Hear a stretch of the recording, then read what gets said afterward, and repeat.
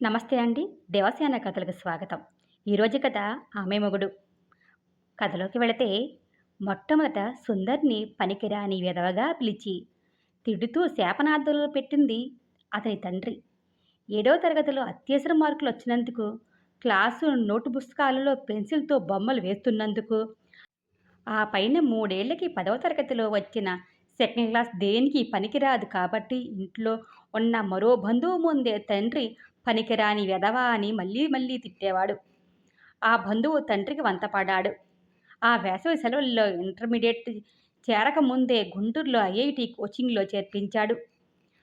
10 మందితో కలిసి ఒకే రూమ్‌లో ఉంటూ చదువుకోవటం, ఫిజిక్స్, కెమిస్ట్రీలలో అర్థం కాని ఫార్ములాలు, లెక్కల్లో బుర్ర తీసేసే ఈక్వేషన్లు.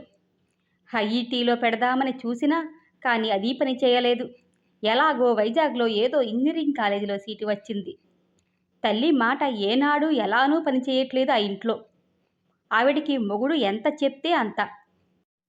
పెళ్ళయిన 3 ఏళ్లకే ఎంత నోరు మూసుకుని పడి ఉంటే అంత చల్లగా తన కాపురం సాగుతుందని ఆవిడ అర్థం చేసుకుంది. వైజాగ్ వెళ్తున్నందుకు తండ్రి లోపల ఏమనుకున్నాడో లేదో కానీ తల్లి పైకి ఏమీ అనకపోయినా లోపల ఏదో కాస్త బాధపడినట్టే కనిపించింది. ఈ వైజాగ్ ప్రయాణానికి అందరికన్నా సంతోషపడినవాడు అతనే. ఇంజినీరింగ్‌లో చేరినందుకు కాదు, ఇక ఈ రోజువారీ పనికిరాని ఎదవ పిలుపులు విననక్కర్లేదు. ఉన్న ఊళ్ళో తమ పేటలో అతనో హీరో అయ్యాడు ఇంజినీరింగ్‌లో చేరినందుకు. కానీ ఇంట్లో ఐఐటీ సీటు తెచ్చుకోలేదని పనికిరాని ఎదవగా మిగిలిపోయాడు. ఇన్నాళ్ళు కీ ఇచ్చి ఇంజినీరింగ్ చదువు అని పురిపెట్టి ఎక్కించారు తప్ప ఇది అతనికి నచ్చిందా లేదా అని ఎవరూ అడగలేదు. ఇష్టం లేని చదువు చదువుతూ అదే తనకి మంచిది అనుకుంటూ ఇష్టమైన బొమ్మలు వేయడం ఓ పక్క ప్రాక్టీస్ చేస్తూ ఎలానో ఇంజనీర్ అయ్యాడు. బొమ్మలు బాగా వేయడం నేర్చుకుని ఒక అడ్వర్టైజ్మెంట్ కంపెనీలో పనిచేయాలని అనుకున్నాడు. కానీ తండ్రి పడనీయలేదు. ఇంజినీరింగ్ అయ్యాక అందరూ వెళ్తున్నారు కదా అని అదే దారిలో నువ్వు కూడా వెళ్ళమని ఆదేశించాడు తండ్రి. సరే అని ఓ రాయి వేసి ఎలానో ఎంఎస్ కోసం అమెరికా చేరుకున్నాడు. మరో 5 ఏళ్లకి అక్కడ చదువైపోయి వీసాల కసరత్తులు చేసి ఒక ఉద్యోగం అంటూ వచ్చాక దేశం వెళ్ళి తండ్రి చూసిన అమ్మాయిని వనజని పెళ్లి చేసుకున్నాడు. బహుశా కొత్త జీవితం బాగుంటుందనుకున్నాడు. మానవ సంబంధాలు ఎప్పటికీ స్వార్థంతో కూడుకున్నవని తెలియలేదు. ఆవిడి గారికి అమెరికా వచ్చిన 6 వారాలకే తెలిసిపోయింది మొగుణ్ణి ఎలా ఆడించాలో. ఆవిడ అత్తారింట్లో ఉన్న 2 వారాల్లో చూచాయిగా విన్నదే, తన మొగుడు దేనికి పనికిరాని వెధవ. నిత్యం రుసరుసలాడే మామగారు చెప్పినట్టు ఈ ఎదవకి పెళ్లి ఎక్కడ రిజిస్టర్ చేయించాలో, రెవెన్యూ స్టాంప్ ఎక్కడ కొనాలో కూడా తెలియదు. కూరల మార్కెట్లో వంకాయలు బెండకాయలు కూడా ఏమీ ఏరలేడు. మరి కొన్నాళ్ళకి అతని అవసరం వచ్చింది అందరికీ. అతనే ఇంటి పెద్ద కాబట్టి చెల్లిళ్ళ పెళ్ళిళ్ళు, బావగాళ్ళ రిక్వెస్ట్ డిమాండ్లు, తండ్రి కొత్తగా నేర్చుకున్న ఇన్వెస్ట్మెంట్ హాబీకి కావలసిన డబ్బులు. అతనేమీ తనకంటూ మిగిల్చుకోలేదు. ఈ లోపల అతనికి 2 ఆడపిల్లలు పుట్టారు. వాళ్ళు పెరిగే రోజుల నుంచే వాళ్ళమ్మ నోట్లోంచి నిరంతరం వచ్చే వినే పదం, మీ నాన్న ఒక దద్దమ్మ, వంట చేయడం కూడా రాదు, డబ్బులు ఎప్పుడూ లేవు అని చెప్పడమే తప్ప ఏదో రకంగా రెండో సంపాదన చేసుకుందామని లేదు. పిల్లలకి కనీసం ఖరీదైన బట్టలైనా కొనలేడు. ఉన్నది ఒక్కటే డొక్కు టయోటా కారు. ఇన్నేళ్లలో ఒకసారి కూడా తల్లి, తండ్రి, అత్తమామల్ని ఎవరినీ కూడా చూడ్డానికి అమెరికా తీసుకురాలేదు. పురుళ్ళకి కానీ మరో దానికి కానీ.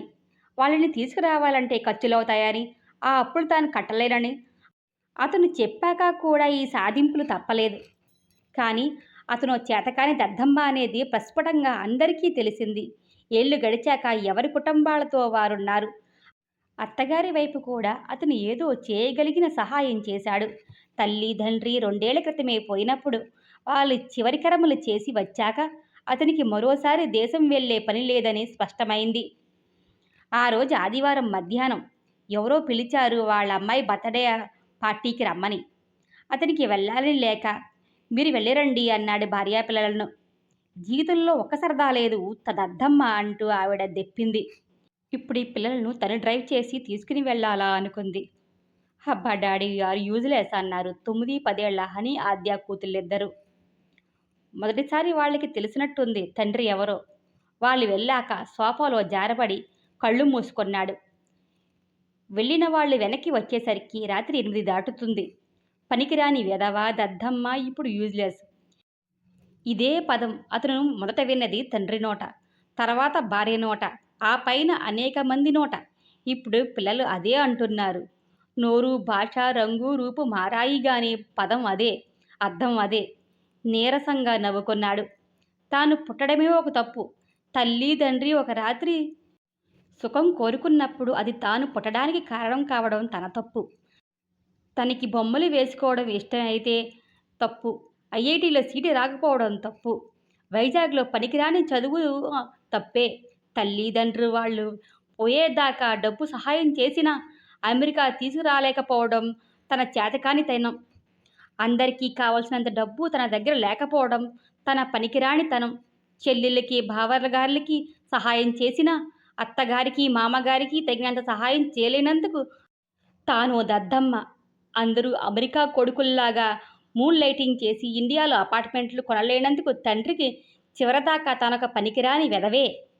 కనీసం ఎవరింటికైనా వెళ్తే హలో హలో అనడం తప్ప రాజకీయాలు, సినిమాలు, కథలో, కాకరకాయలో ఏదీ మాట్లాడలేడు. అందరూ గలగలా మాట్లాడుతుంటే కళ్ళు, చెవులు అప్పగించడమే తనకు చేతనవును. అక్కడికి మిగతా అమ్మలక్కలు అంటున్నారట కూడా ఈవిడతో. మీ ఆయన నోరు మెదపడే అని.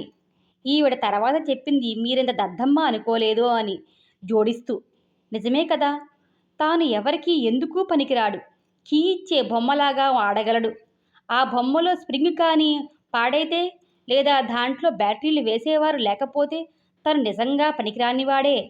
తనకి ఉన్న ఒకే ఒక్క భరోసా ఉద్యోగం వచ్చిన కొత్తలో తీసుకున్న $1 మిలియన్ జీవిత బీమా. ఏనుగు బతికినా వెయ్యే, చచ్చినా వెయ్యే అనే సామెత ఉంది. కానీ తనలాంటి మనుషులకి చస్తేనే విలువ. ఎక్కువ బతికున్నప్పటికీ కన్నా ఏదో అర్థమైనట్టు చిన్నగా కునుకు. సాయంత్రం 5ంటికి మెలకువ వచ్చింది. బాత్రూంలోకి వెళ్ళి మొహం కడుక్కుని ఫ్రెష్ అయ్యాక ఎయిర్ బ్యాగ్లో 2 జతలు బట్టలు, పాస్పోర్టు, ఉన్న వాటిలో తన బ్యాంక్ క్రెడిట్ కార్డులు, గ్రీన్ కార్డు, సెల్ ఫోను, ఇంట్లో ఎమర్జెన్సీకి దాచిపెట్టిన 600 క్యాష్ పట్టుకొని బయటికి వచ్చాడు. తలుపులు జాగ్రత్తగా లాక్ చేసి. ఊబర్కి ఫోన్ చేశాడు ఎయిర్పోర్ట్కని. అదొచ్చేలోన ఫోన్ లొకేషన్, షేర్ లొకేషన్ అన్నీ క్యాన్సిల్ చేసి భార్య ఫోన్ బ్లాక్ చేశాడు. మిగిలినది వాట్సాప్. దాంతోపాటు ఫోన్లో ఉన్న పేమెంట్ కార్డులు అన్నీ డిలీట్ చేశాడు. ఊబర్ ట్యాక్సీ బయలుదేరాక మిగతా ఫోన్ మొత్తం క్లీన్ చేసి డ్రైవర్తో ఎయిర్పోర్ట్కి కాదు, గ్రేహౌండ్ బస్ స్టేషన్కి పోవాలని చెప్పాడు. ఊబర్ డ్రైవర్కి క్యాష్ ఇచ్చాక ఉన్న ఊరు నుండి డెట్రాయిట్కి బస్సు పట్టుకున్నాడు. 8 గంటల ప్రయాణం. ఫోన్లో ఉన్న తన ఆఫీస్ మేనేజర్ నెంబర్కి మెసేజ్ పెడదామా అని ఒక క్షణం ఆలోచించాడు. కానీ అది అనవసరం. వాళ్ళు ఎలాగో ఇంటికి ఫోన్ చేసి కనుక్కుంటారు. ఫోన్ ఫ్యాక్టరీ రిసీట్ చేసి సిమ్ కార్డ్ తీసి ట్రాష్లో పడేశాడు. 8ంటికి ఇంటికొచ్చిన అమ్మగారికి, పిల్లలకి తండ్రి కనపడలేదు. పిల్లలకి పార్టీలో వారికి ఇచ్చిన గిఫ్ట్లు తండ్రికి చూపించాలని ఉంది. కానీ ఆయన తమ కూడా రానందుకు మొహం మార్చుకుని వాళ్ళ గదిలోకి వెళ్ళిపోయారు. అమ్మగారు ఈయన ఎక్కడికో నడకకి బయలుదేరి ఉంటాడనుకుని ఒక మెసేజ్ పంపి బట్టలు మార్చుకుని టీవీ చూడడంలో నిమగ్నమైపోయింది. ఈవిడ పంపిన మెసేజ్కి సమాధానం రావడం లేదు. వాయిస్ కాల్కి కూడా ఎవరూ ఆన్సర్ చేస్తున్నట్టు లేదు. ఈ చేతకాని దద్దమ్మ ఫోన్ కానీ పోగొట్టుకున్నాడా? రాత్రి 11ంటికి కూడా దద్దమ్మ ఆచూకీ ఎక్కడా తెలియలేదు. ఇక తెలుసున్న వాళ్ళందరికీ ఫోన్ చేసింది ఆవిడ. మర్నాటి దాకా చూసి పోలీస్ రిపోర్ట్ ఇవ్వచ్చని అందరూ సలహా ఇచ్చాక ఆవిడ ఇంట్లో, గరాజ్లో, బయట యార్డ్లో మరోసారి చూసి మొగుడు ఎక్కడా లేడని నిర్ధారించుకున్నాక నిద్రకి ఉపక్రమించింది. మనసులో కొంచెం భయపడినా డెట్రాయిట్లో బస్సు దిగిన అతను ఏటీఎం దగ్గరికి వెళ్ళి 5,000 క్యాష్ తీశాడు. దాంతో ఇండియాకి టికెట్ కొనుక్కొని విమానం ఎక్కే సమయానికి వనజ తన స్నేహితులతో వెళ్ళి పోలీసులతో మాట్లాడుతుంది ఈయన కనిపించకపోవడం గురించి. 2 రోజులు పోయాక తెలిసింది ఈయన క్రెడిట్ కార్డు డెట్రాయిట్లో వాడబడిందని. ఎయిర్లైన్స్ రికార్డుల ప్రకారం ఈయన ఢిల్లీ, ఇండియా వెళ్ళాడు. అలా పోలీసులు చెప్పాక మనసు కుదుట పడింది. ఏదో ఎమర్జెన్సీ వల్ల వెళ్ళాడేమో, ఎలాగో 2 వారాల్లో వచ్చేస్తాడని. ఇంకా ఇది తమ పరిధిలోకి రాదు అని కనుక పోలీసులు తన కేసు క్లోజ్ చేసి చేతులు దులుపుకున్నారు. మరో 3 రోజులకి ఆమెకి తెలిసిన విషయం అతను ఇండియా వెళ్ళినట్టు అక్కడ ఎవరికీ తెలియదట. చెల్లెళ్ళకి గానీ, బావలకి గానీ ఎవరికీ చెప్పలేదు. ఢిల్లీలో తమకి తెలిసిన వారు ఎవరూ లేరు. ఎందుకు వెళ్ళాడో తెలీదు. చెల్లెళ్ళు తమ వదిన చెప్పినట్టు అక్కడ పోలీస్ స్టేషన్‌లో రిపోర్ట్ ఇచ్చారు. 2 వారాలు గడిచేసరికి అమ్మగారికి కంగారు ఎక్కువై ఇండియాకు వచ్చింది పిల్లలతో. బిలియన్ పైబడి ఉన్న జనాభాలో ఒక ఇండియన్‌ని పట్టుకోవడం అంత సులభం కాదని, దానికి టైం పడుతుందని పోలీసులు నచ్చచెప్పాక పిల్లలు ఆవిడ ఓ రోజు ఏడ్చారు. అప్పుడు తెలిసి వచ్చిన జీవిత సత్యం ఏమిటంటే, ఆవిడ, పిల్లలు అమెరికా వెళ్ళిపోవడమే మంచిది. ఇక్కడ ఉండలేరు. ఉన్నా ఎక్కడ ఉండాలి? ఏం చేయాలి? ఎవరున్నారు? అనే ప్రశ్నలు వస్తున్నాయి. అలా అమ్మగారు పిల్లలతో అమెరికా వచ్చేసింది. మరో నెలకి లాయర్‌ని పట్టుకుని సంప్రదిస్తే ఆయన చెప్పాడు. ఎలాగో ఒకలాగా ఓ సర్టిఫికేట్ సంపాదిస్తే అవును మీ ఆయన పోయినట్టే అని. తాను ఇన్సూరెన్స్ డబ్బులు ఇప్పించగలడు. నయానో భయానో కొంచెం బెదురు, వణుకు పుట్టాయి ఆవిడకు. మరో నెల చూసి స్నేహితులనబడే వాళ్ళందరూ చెప్పాక మరోసారి ఇండియాకి వచ్చి కొంత ఖర్చు పెట్టి ఓ సర్టిఫికేట్ సంపాదించింది తమ్ముళ్ళ సహాయంతో. దాంతో అమెరికన్ లాయర్ కథ నడిపి ఇన్సూరెన్స్ డబ్బులు ఇప్పించాడు. అదే సర్టిఫికేట్ చూసి తమ ఆఫీసులో మనిషి పోయినందుకు అమెరికన్ కంపెనీ విచారించి మరికొంత డబ్బు ఇచ్చింది. ఆ డబ్బుతో 4, 5 చోట్ల చిన్న బర్గర్ షాపులు, సబ్వే శాండ్విచ్ పెట్టి అమ్మగారి పిల్లలు అలా సెటిల్ అయిపోయారు. బత్తలేని లోటు మాత్రం బాగా తెలిసింది ఆవిడికి. అతను అమెరికాలో ఉన్నప్పుడు అతను పంపిన డాలర్లు తండ్రికి, తల్లికి బ్రతికున్నంతకాలం బాగానే పనికి వచ్చాయి. చెల్లెళ్ళు, బావగార్లు బాగుపడ్డారని చెప్పుకోవాల్సిందే. ఆయన చేసిన సహాయంతో. భార్య, పిల్లలకి కూడా ఆయన ఇన్సూరెన్స్ డబ్బులు బాగా పనికి వచ్చాయి. అమెరికన్ కంపెనీలో ఆయన పనికొచ్చినట్టే. కనుక ఆయన 15 ఏళ్లకు పైన ఒకే చోట పనిచేయగలిగాడు. పనికిరాని ఎదవగా జీవితం అంతా పిలువబడే అతను ఢిల్లీలో దిగాక ఏమయ్యాడో ఎవరికీ తెలీదు. ఎవరైనా అతనిని నోరెత్తనిస్తే కదా ఎప్పుడైనా కనీసం ఆయన మనసులో ఏముందో తెలుసుకోవడానికి ప్రయత్నించలేదు.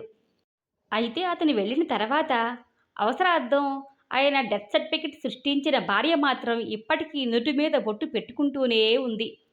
అలా 12 సంవత్సరాలు గడిచాయి. పిల్లలిద్దరూ పెద్దవాళ్ళయ్యారు. వనజ భర్తను తలుచుకుంటూ తనతో ఉన్నన్ని రోజులు తిడుతూ చులకనగా చూశాను అని బాధపడుతూ నిట్టూరుస్తూ ఉంది. పెద్దమ్మాయి హని తన కాలేజీలో ఒక పార్టీలో ఒక ఆర్ట్ ఎగ్జిబిషన్ ఏర్పాటు చేశారు కాలేజీ యాజమాన్యం.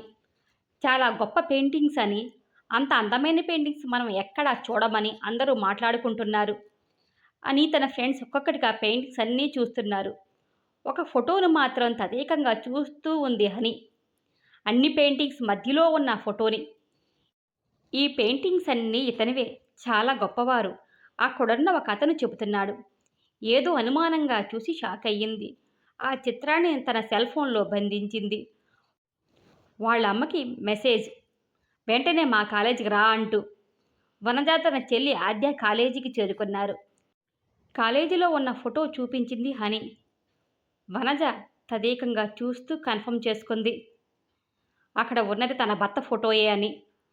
కానీ అక్కడ పేరు వేరే ఉంది, శ్యామ్ అని. కానీ అతనిని వెంటనే కలవాలని వనజ అనడంతో కాలేజీ హెడ్ని కలిసి ఆర్టిస్ట్ శ్యామ్ గారి అడ్రస్ కావాలని అడిగింది. అతను మన చైర్మన్ డాక్టర్కి ఫేవరెట్ ఆర్టిస్ట్. అందుకే ఇక్కడ ఆర్ట్ గ్యాలరీ ఏర్పాటు చేశాం అని చెప్పి అతని అడ్రస్ ఇచ్చాడు. ఆ అడ్రస్ తీసుకుని ఇండియా వెళ్ళారు ముగ్గురు. అది ఇండియాలో ఉత్తరప్రదేశ్ రాష్ట్రం ఆగ్రాకి 50 కిలోమీటర్ల దూరంలో ఉన్న శ్యామ్ సుందర్‌ని ఆలయం ఉన్న మధురకి వెళ్ళారు. అక్కడ పెద్ద బంగ్లాలో ఇంటి నిండా పెయింటింగ్స్‌తో ఉంది. ఎవరో ఒకతను ఆర్ట్ వేస్తున్నారు. వనజ వెనక నుంచి సుందర్ అని పిలిచింది. పలకలేదు. అతను తదేకంగా పెయింటింగ్ వేస్తున్నాడు. 2, 3 సార్లు సుందర్ అని పిలిచి పలకకపోయేసరికి శ్యామ్ అని పిలిచింది. అతను వెంటనే వెనుతిరిగి చూశాడు. ఎవరు కావాలమ్మా అని అడిగాడు గుర్తుపట్టినట్టుగా. మీరు సుందర్, నాకు తెలుసు, నన్ను గుర్తుపట్టలేదా? నేను వనజని. వీళ్ళిద్దరూ మీ పిల్లలు. మా సుందర్కి ఆర్ట్ అంటే చాలా ఇష్టం. కానీ అది అప్పుడు నేను చేతకానితనం అనుకున్నాను. అతను చాలాసేపు మాట్లాడలేదు. చాలాసేపు మౌనం తర్వాత ఆ ఎదవ, దద్దమ్మ, యూజ్లెస్ ఫెలో సుందరం 12 సంవత్సరాల క్రితం నీకు నచ్చినట్టు బతికి అన్ని విధాలా మీకు లైఫ్ సెటిల్ చేసి చచ్చిపోయాడు. ఇది నా జీవితం. పవిత్రమైన మధురలో ప్రశాంతమైన జీవితం గడుపుతున్నాను. నాకు నచ్చిన విధంగా. నా పేరు ఇప్పుడు శ్యామ్. శ్యామ్ అంటే ఏమిటో ప్రపంచానికి చూపించాను. శ్యామ్‌గానే కనుమరుగైపోతాను. ఇక్కడి నుంచి దయచేసి వెళ్ళిపోండి. మళ్ళీ నా జీవితంలోకి రావాలని చూస్తే శ్యామ్ కూడా చనిపోతాడు. వనజ నిస్సహాయంగా చూస్తూ మౌనం వహిస్తూ, సుందర్ అయిన శ్యామ్ అయిన నా మొగుడు అని చెప్పి కళ్ళ నిండా నీళ్లతో వెనుదిరిగింది. హనీ, ఆద్య కూడా ఏమీ మాట్లాడకుండా తల్లి వెంట నడిచారు. ఆమె మొగుడు అనే ఈ చిన్న కథ మీకు నచ్చినట్లయితే లైక్ చేయండి, షేర్ చేయండి. Please subscribe my channel. Thank you.